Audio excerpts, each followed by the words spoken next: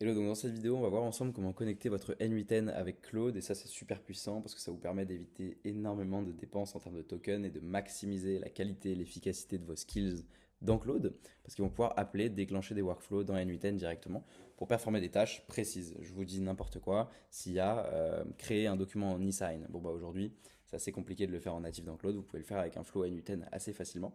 Ça peut être quelque chose qui est réutilisé après dans tous vos skills comme une action, comme un outil si vous voulez que Claude va utiliser pour réaliser un skill de manière plus efficace. Ça peut être pareil sur de la récolte de données d'outils qui ne sont pas natifs dans Claude, de choses comme ça. Plein de cas d'usage possibles.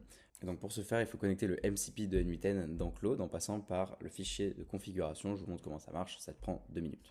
Donc pour ce faire, vous allez vous rendre sur votre instance N8N ici, vous allez dans les réglages en bas à gauche. Ça marche aussi évidemment si vous êtes sur un N8N qui est en self-host, donc qui est sur vos propres serveurs hébergés sur un VPS ou qui tourne en local.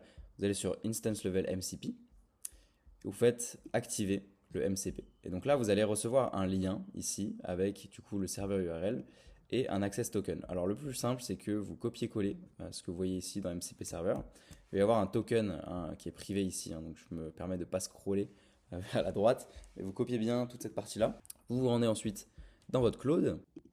Donc, je vais sur Claude directement, je vais dans mes réglages en bas à gauche, ici, je vais dans développeur, edit config. Et donc là, ça va me sortir en fait le fichier de configuration de votre Claude qui tourne sur votre machine à vous. Donc ça le fera que pour votre ordinateur, ça c'est hyper important.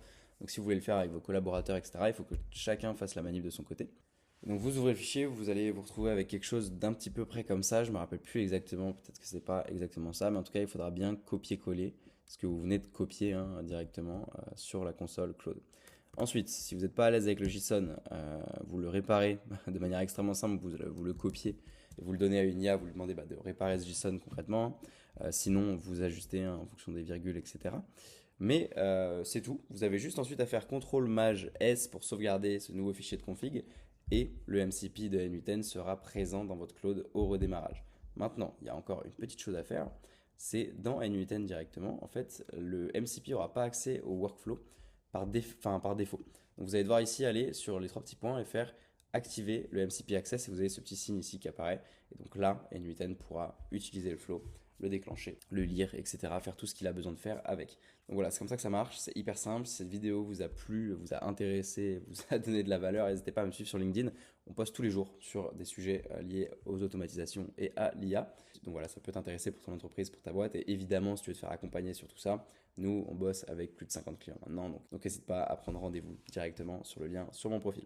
Merci beaucoup et bonne journée.